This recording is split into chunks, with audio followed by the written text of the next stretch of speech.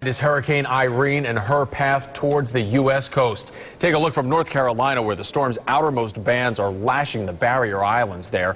More than 2 million people have been ordered to move to safer places as the storm approaches. Hurricane warnings have been issued from North Carolina all the way up to New York. Our Dennis Phillips continues to track the storm. And Dennis, from what you said earlier, Irene had weakened a bit. Is that still the case? It definitely is, Linda. I mean, we've got a lot to talk about here in terms of what's going on in North Carolina. Folks, they are seeing tropical storm force winds, but the big issue with this storm, telling you right now, it is not going to be wind, it is going to be the water. They have already seen up to 10 inches of rain across sections of coastal North Carolina. Now, when we look at this picture right now, this is just a far cry from what it was only 24 to 36 hours ago, when there was the possibility this storm was going to rival the 1938 Long Island Express. We've got some pictures from back then. This, again, was just an amazing storm. In fact, one of the deadliest in the history of New England in terms of a tropical system. It hit September 21st back in 1938. Close to 800 people died, and it destroyed 57,000 homes. And as we said, when we were looking at Irene, the size, the surge, the intensity was going to rival that storm. And when you heard everyone talking about the possibilities day before yesterday, that's what we were looking at. But what happened today? A big change. We talked about it earlier this afternoon. We saw it earlier in the day, and you can see drier air has completely gone into this system. And obviously, if you think about it, tropical weather, dry air do not go hand in hand. The eye wall collapsed.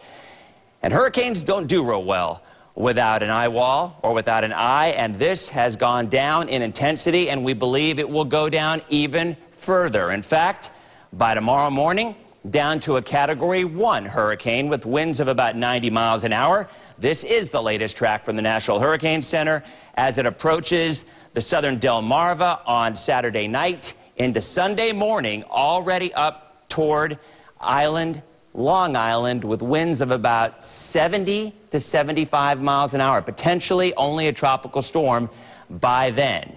Wind, not the issue. Surge, rain, certainly could be, because it is such a big storm. And we'll take a closer look at that, tell you the areas that we think will be hit the hardest in terms of power outages and trees down. That's coming up in just a couple of minutes. Linda? All right, thank you, Dennis. Right now, millions are bracing for Irene's impact, and tonight the storm has prompted some big warnings and never-before-seen evacuations. Our Chris Martinez continues our team coverage with how Irene is impacting travelers and locals alike. Hi, Chris. Hey, Linda. Already just the threat of Irene is virtually shutting down some of the East Coast's biggest cities, leaving a lot of folks having to very quickly figure out where to go to stay safe. There is something of a sense of calm when viewing this massive storm from space. But this is Irene's reality on the ground, a hurried evacuation along the East Coast, clogging every road out, and those staying put, finding store shelves like this one near D.C., picked bare of supplies. You only have to look at the weather maps to understand just how big this storm is and how unique it is. Irene may not be the most powerful storm in history, but she's making history nonetheless, with nearly 300,000 people forced from parts of New York City in a first-ever mandatory evacuation. Among them, Action News producer Stephanie Cobb, cutting her vacation short after hearing her options to get home. They said, basically, if you don't get on tonight's flight, everything tomorrow is canceled. The earliest we're going to get you is Tuesday morning. Irene isn't just slowing down, she's shutting down mass transit systems in New York, Philly, and Jersey as popular tourist spots like Atlantic City casinos empty out.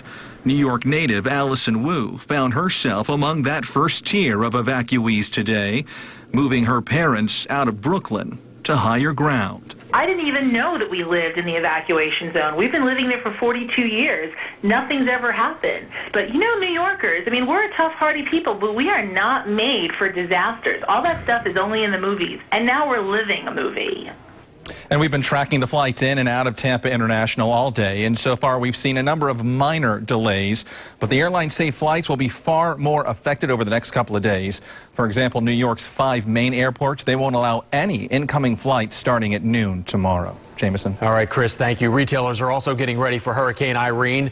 This is a look at Home Depot's Hurricane Command Center in Atlanta. As you can see, it is buzzing with activity. Workers are monitoring the storm's path and trying to anticipate the needs of stores in other regions so they can ship supplies there. Well, earlier this week, we told you about the Hurricane Hunters, a group that works for the federal government, flying planes into hurricanes to gather data about the strength of the storms and where they might go. They took our Jeff Butera on one of their flights Wednesday right into Hurricane Irene. Now we're hearing a proposed cut to the federal budget might cripple the Hurricane Hunters and drastically cut back on their flights. The flight director on Jeff's flight told him he thinks they're worth the cost. I think that for the amount of money that we get every year, our budget, I mean, the public does get their money's worth from us. Bay Area Congresswoman Kathy Castor has asked the House Speaker to reverse the budget cuts to the Hurricane Hunters, as she says they are providing a vital service. Today, they're surveying the damage and cleaning up after Hurricane Irene hit the Bahamas. For the most part, it spared most of the large tourist areas, Nassau and Paradise Island. Very little damage there, but some of the sparsely populated islands in the outer part of the Bahamas, there's been some profound devastation. Like Ackland's Island, only about 600 people live there, but homes were destroyed. And be prepared for whatever comes next with our hurricane guide. It includes a list of local shelters and how to protect your property. You can pick one up at any Bay Area Hyundai dealer or here at our ABC Action News studios on Himes Avenue, right across from Raymond James Stadium. You can also download our hurricane guide by going to abcactionnews.com/hurricane. The site also has great tools for tracking a storm.